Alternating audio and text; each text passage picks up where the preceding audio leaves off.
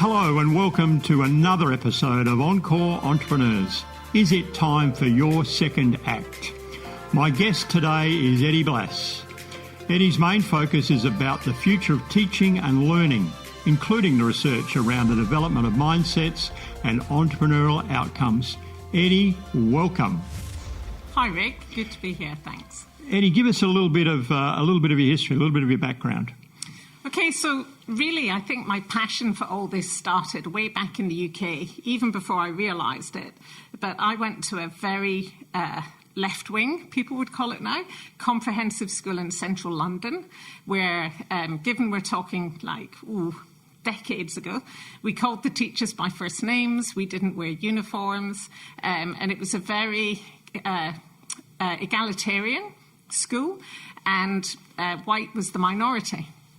And we used to go out demonstrating against apartheid at the weekends with the teachers from the school, and it was quite a political school. And I came out of that school really as the top-performing girl, and I shouldn't have because I truanted a lot and stuff. And it really taught me everything about white privilege. And since then, I've been really driven in education about trying to address inequality and trying to make education accessible to everyone based on the fact that some people are disadvantaged in their start in education, even just from not necessarily having had particularly educated parents, for example, so they don't have the cultural capital at home. So that kind of drove everything. And I worked in various, I trained as a teacher, then in further education, then higher education in the UK before coming out to Australia, where I've worked in higher education and also done some vet, and then gave it all up to tackle the disengagement issue. So what do you see the biggest problem that we need to address? What's the urgent problem we need to work on right now? The urgent problem right now is kids don't want to go to school. Very few kids really love going to school. They don't love learning, they're being switched off. And this is particularly occurring at high school. Primary schools are actually not too bad at all, and the primary system and the adoption of technology in primary and the curriculum and the flexibility seems to be really improving. And I hear great things from parents about primary schools, but once they make that transition to high school, everything seems to go wrong. And what do you put that down to? So the research suggests that it's a number of factors. One is that suddenly they go from having one teacher who understands them, oversees them, and can work with their limitations and their aspirations, to having 8 different teachers for 8 different subjects, and they kind of fall through some gaps. So that's one thing. The second thing is when they get to high school, they're taught by people who identify really as teachers of their subject rather than teachers. And so the focus on content can become too much. There's maybe too much focus on content teaching and examination and assessment than there is on process teaching.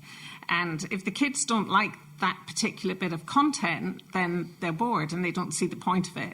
So we often hear of kids at the Inventorium who, for example, love the sciences but hate doing English and history, and why have they got to do that? So they don't go to those classes, and then it becomes a downward spiral.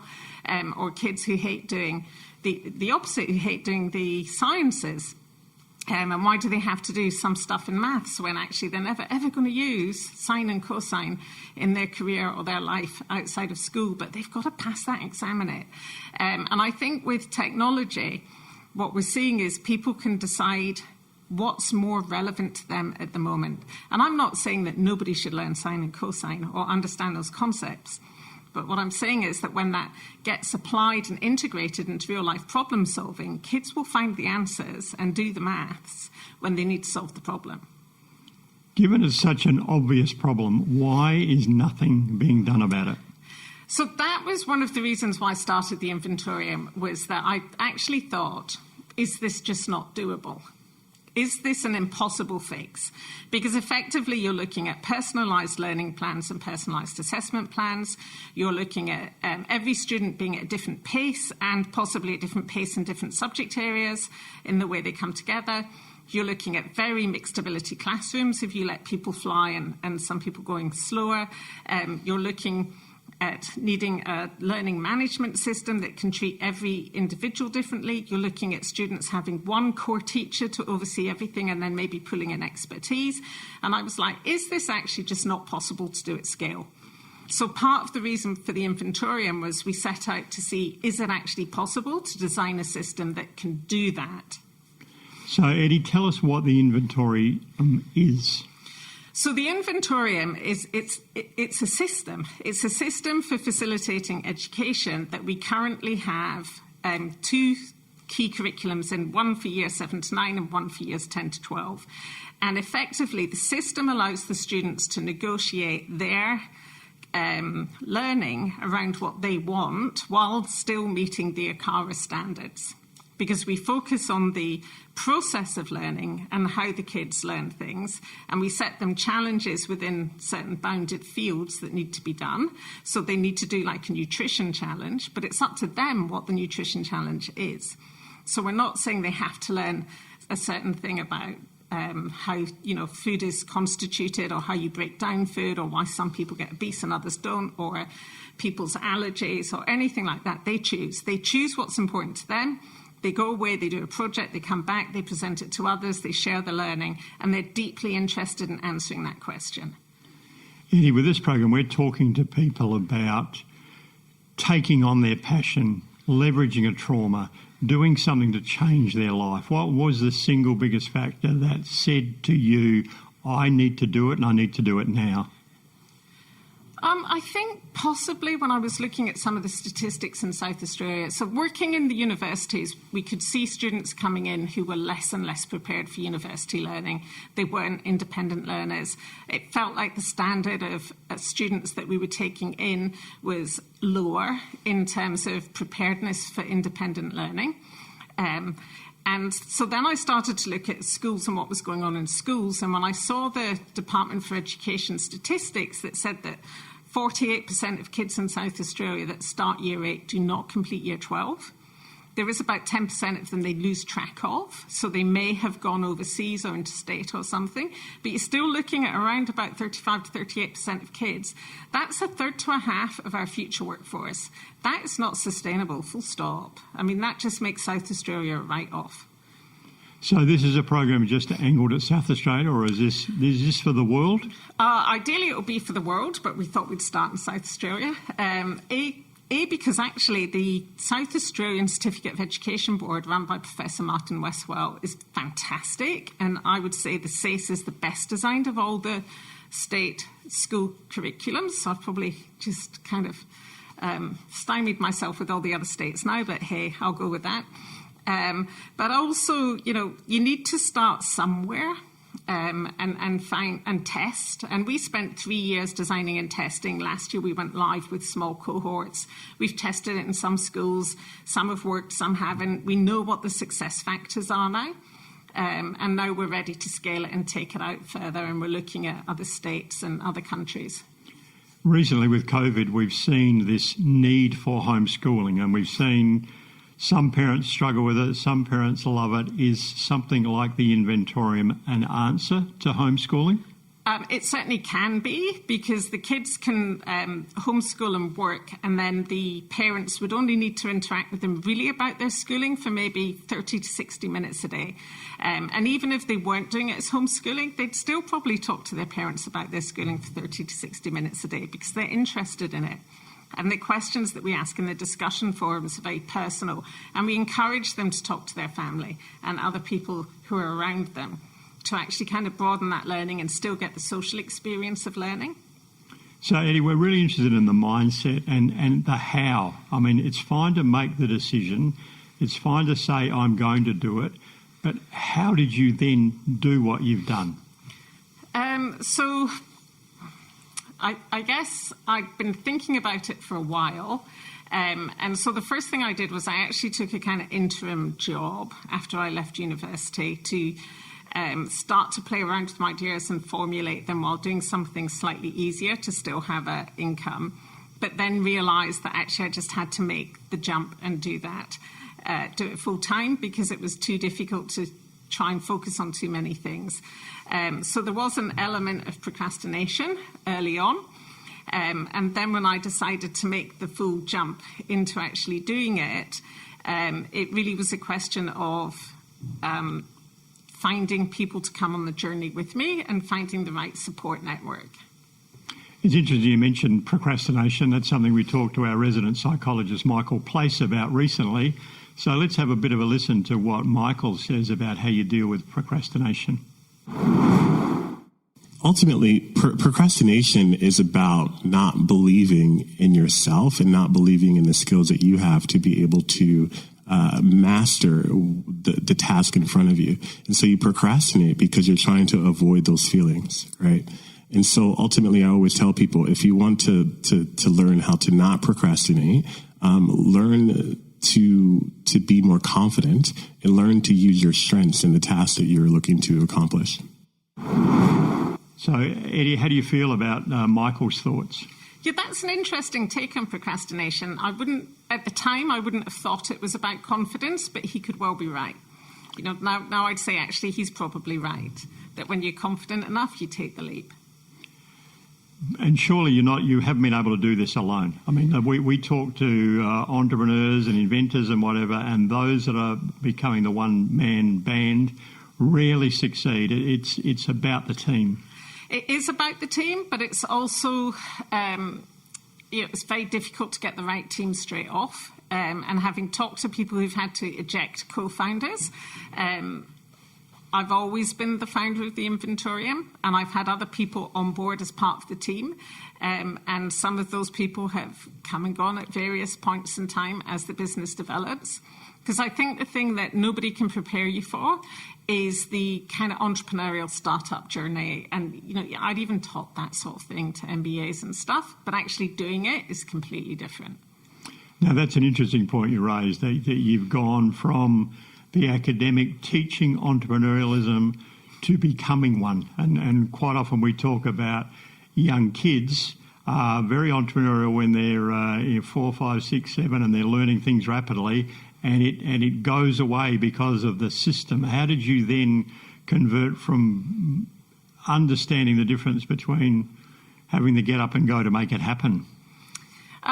It's a lot of pain, actually. It's very painful being an entrepreneur. There are times when you really do worry about where the money's going to come from, but you do sort of have to have the belief that it will happen, and it does. And it is that kind of deep belief that you're doing the right thing, sticking to your principles, actually being prepared to walk away from things that are not the right thing for you. It's hard. It is a hard journey. But I guess you then draw on the fact that you are solving a problem worth solving. And quite often, if people are doing it for any reason other than that, the passion goes away. Yeah, and look, I used to teach foresight at Swinburne University, and I'm very into future studies, futures reports, that type of thing. And that was a whole area we did in the design of the Inventorium, is what will the future of work be, to make sure that we were designing for that. And once you've got that vision of what the future should be, it's hard not to just live it. So it's almost like I start living a parallel future and wait for people to catch up to me in the faith that they will. What's your definition of an entrepreneur? Oh, that's a hard one. I think the definition of an entrepreneur is somebody who... I actually can't answer that question because I'm supervising someone who's looking at this for their PhD, and effectively I'd be regurgitating their thoughts because that's influencing my thinking on it. So it wouldn't be fair for me to answer it. Well, my favourite definition is it's like learning to fly a plane while you're still building it. Yeah, I like that. I think that's the experience of being an entrepreneur. Is that, yeah. It was like someone put up the experience of COVID this year, is that they get to the road, they look right, they look left, and then get hit by an airplane. And I guess that's what it's all about, is being prepared for the unexpected. The word resilience comes up all the time in terms of entrepreneurship. Where do you find that resilience to just keep going? Is it the passion that does it? I think it's the passion. I think it's the belief. I think it's sometimes when you switch on the news and see how bad everything is, there's kind of a drive to try and make things better, although that is always within the caveat of better for whom. Because certainly my view of education in the world would not be better for people who like an elitist view of education in the world.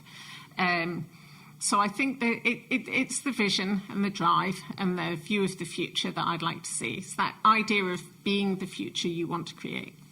And I think it also comes back to Michael's point about confidence. You've got to have supreme confidence that you're the person who can do it. Yeah, and actually, that was almost a challenge to start off with, was, we set out to see, can this be done? Because we weren't confident that it could, because there was an element that was just like, well, if it could be done, people would have done it by now. So, Eddie, let's paint a word picture of what it's like when I become a user of the Inventorium. What is the experience for me? For you as a student? Yes. For you as a student, the experience is hopefully one of fun and exploration and a real building of your curiosity, so that you just get more and more curious and ask more and more questions. So how do I measure success? And I know, one of my great criticisms of the education system is it's about pass or fail. And we know in life it's about fail, fail, fail, pass. Yeah, so with the Inventorium, we get students to apply their learning to real-life projects. And so they succeed with these real-life projects, and they evaluate the projects against what they were intending to do and see what the intended consequences were and the unintended consequences. And they get feedback from people they've been working with, and we get them to collect testimonials, and then all of that goes into their portfolio. So we work that way. Now, with the 10 to 12 curriculum, you do also, if people want, they can also get a high school certificate, because we can map it and do assessments, but we will not do exams, because the minute you do an exam, you have to have a content base. And I guess what we're really talking about is a system that's about meeting my particular needs, rather than me saying, I want to get a degree in law or architecture or whatever. It's about building a bachelor of me. It is. It's about building a bachelor of you, but it's about building it in a way that you become really expert at being you, and really interested about being you, and that you're going to go forward as you and make a difference in the world, rather than just be another number. Okay. Well, let's look a little bit into the future. I'd like to consider myself a little bit of an amateur futurist, although I was presented with a challenge the other day. Someone wants me to help them on their vision plan to 2080. And I said, I'm not sure I could even imagine what the world looks like in 10 years' time, let alone 50 or 60 years' time. Where do you see education going at the rate we're going at, and in terms of the world changing rapidly, the requirement for skills changing rapidly? Where do you see things in a few years' time? So I think it could go one of two ways. I think that there is a real danger that the Western countries, who consider themselves almost to have the best education at the moment, end up being completely left behind, because they stick too hard to the traditional system that is now preparing people for a world that no longer is there. There is the opportunity for the developing world to overtake them by taking on a system that doesn't require that, by actually seeing where the future's going, developing the entrepreneurialism in terms of problem solving and developing expertise amongst young people. And then, they'll be the ones that are coming up with the new inventions that take over how things sort of develop in the future. Alternatively, we could see the sort of Western world starting to change and adapt and take on these new ideas. Which do I think is more likely? At the moment, I think it's the first scenario, that the Western world is going to get left behind because they are too stuck in what they're doing. And part of the reason for that is that everybody's been through education. So everyone went to school. So most people think, oh, it wasn't that bad. I haven't done too badly. And so you've got kind of certainty of what's going to happen to your kids if you put them through the standard school system. Whereas if you do something alternative, you have no idea. And so that certainty of mediocre to below average is better than the uncertainty of what could be fantastic. And people just aren't prepared to take that risk with their kids until it gets to the point the kids are so disengaged they're refusing to go to school, and then that's when they come to us.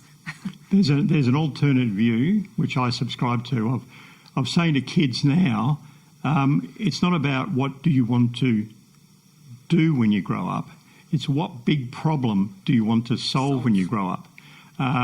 Is that a way that we could refocus the education system? Look, I think it is, but in order to look at what problem do people want to solve, you've got to lose the idea of people teaching subjects.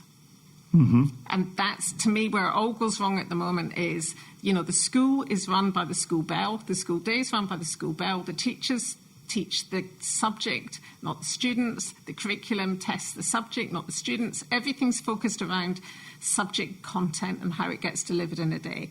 To abandon that is a massive change for schools, massive. Is it a change you see happening anywhere? Are there systems anywhere in the world that are more aligned to what you're talking about? Well, they certainly seem to be moving closer to that in Finland, for example, and some of the Swedish schools. Montessori and Steiner do more of that type of thing. So there are, big picture, Templestowe College, they abandoned doing VCE and just focused on the kids. So there are pockets where this is happening. The difficulty for people is that those are very specific locations, and in Australia, being specific location-based is difficult and very limiting for an awful lot of the population. We have universities now talking about developing job makers and not job takers, but are they really doing enough about that other than offering courses in entrepreneurship? Universities? Mm-hmm. No. Do they practice entrepreneurship? Not in my experience.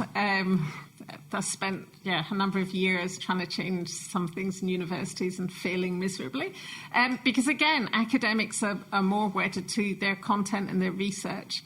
And I completely get that. And actually, academic researchers, that is a role. But that should not then drive the curriculum development. And at the moment, the two are too closely linked.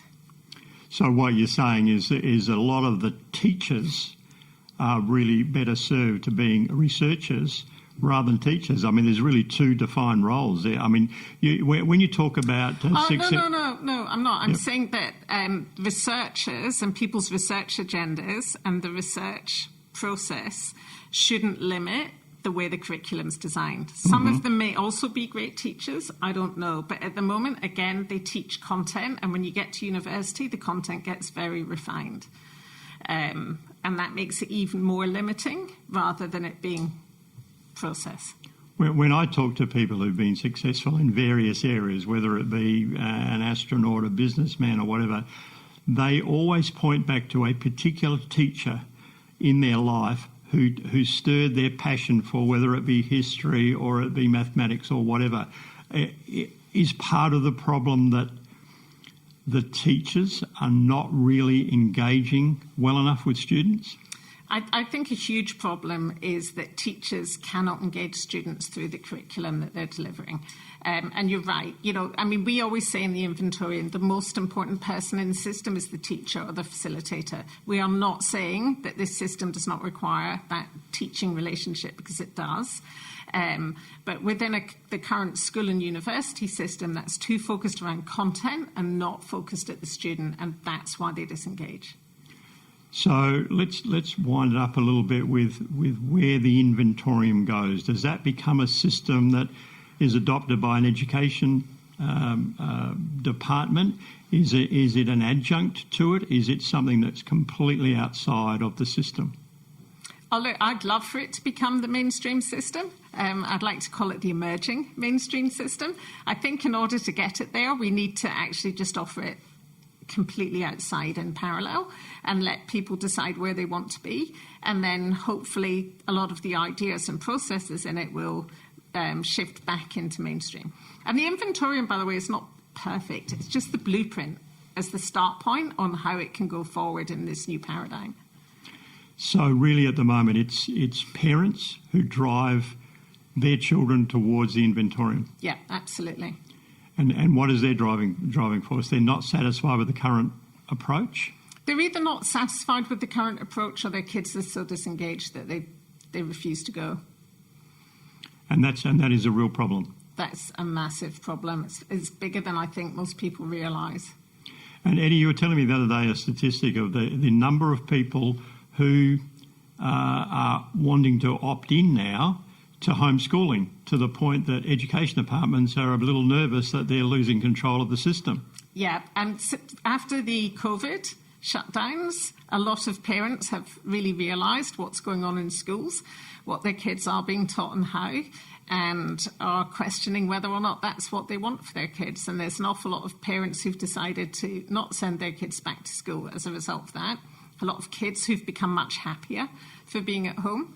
And so, yeah, applications to the departments for homeschooling has gone up, to the point I heard a rumour that some departments were closing applications. Well, that's a sign of success. That's a sign of success. Yeah. Now, speaking of success, what's next? What's the vision for the next step? So the vision with the Inventorium is really to get more kids engaged with it and using it, and then we will be opening some physical learning hubs as well, so that kids can actually come somewhere to be together to learn as their confidence grows, but still working on their personal learning plans. Because one of the reasons we find with some parents that they don't get involved is that, that school as a social space is very important to them, which I completely understand. So we're going to be opening some learning hubs as well, which will be social spaces for learning. The important thing is they're not going to be schools. Excellent. Well, I think to wrap up, I think you're a fabulous example of someone who's seeing a problem and doing something about it. So thank you very much for your time. Thank you for your contribution to the City of Adelaide since you've been living here. Thank you very much, Rick.